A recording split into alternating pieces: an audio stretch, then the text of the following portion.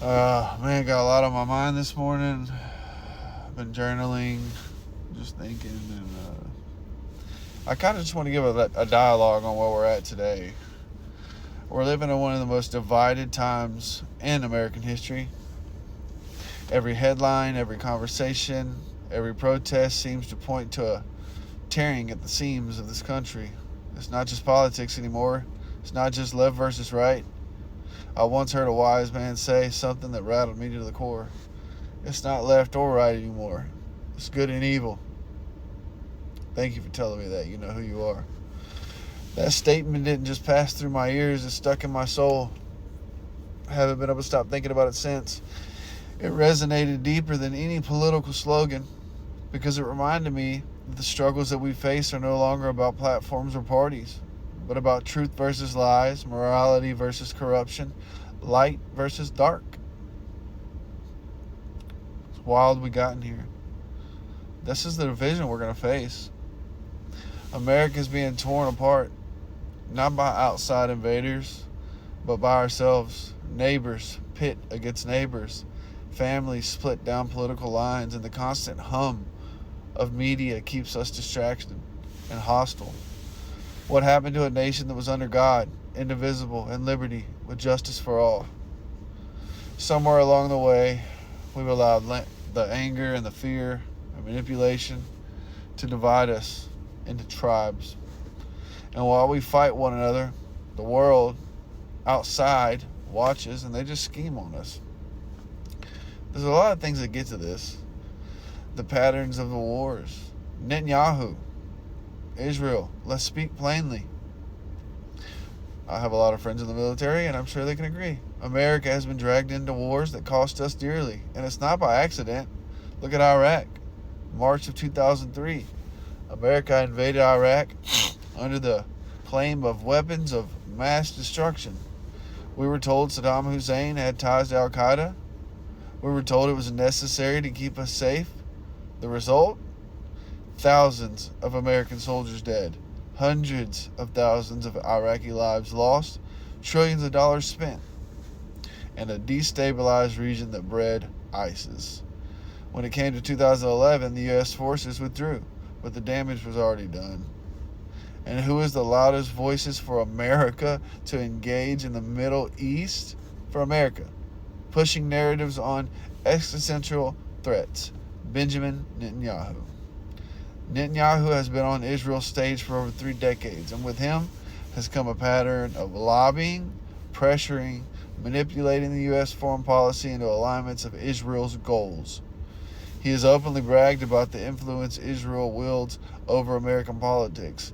He even has dismissed Americans as the woke Reichs. Imagine that. A leader of a nation of 9 million publicly ridiculing a nation of 355 million that provides billions in aid and unconditional support. So when do we stop? We can just look at Israel today, the crossroads at least. I understand fully the spiritual and moral weight of Israel. The Holy Land matters. But we are called to protect it. But what happens when that protection turns into blind submission? Today, Netanyahu's government pushes expansion, threatens to annex the West Bank and drag U.S. into conflicts, and that just seems endless. Only one administration in modern history pushed back, George H.W. Bush, in the early 1990s. And what happened? He only had one term. Stand up to Netanyahu, and you suddenly find yourself politically isolated. That should tell us something about the power at play. Now, Donald Trump has not publicly said that he will not allow Netanyahu to annex the West Bank. Perhaps the first real resistance, whether we've seen it in years, whether that holds or not, time will tell. But at least it signals a break in the pattern of total submission. And excuse me, he did tell us that he wasn't going to let Israel do an annex on the West Bank. It's just a dialogue of ourselves, you know. So what do we do as Americans? We ask hard questions. Who benefits when America bleeds? Who profits when our soldiers die in wars that don't secure our border or our future? But won't we call up unpatriotic for questioning Israel? Patriotism is not blind loyalty. Patriotism is demanding accountability, defending the truth, and putting sovereignty first. And what about faith? You pray for the innocent on all sides, Israeli, Palestinian, American. Pray that the leaders and the wisdom instead of bloodlust. Pray that we as people see through these lies and these manipulations. I'll close it with this, man. I'm too riled up this morning. We're at a point in history where moral clarity is more urgent than ever. America cannot afford to be dragged into endless wars, manipulated by foreign leaders, or consumed by internal division.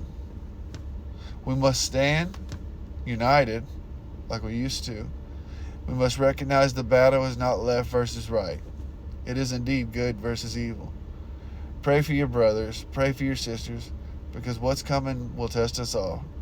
And only those anchored in truth, courage, and faith will endure. Hope you guys have a good day.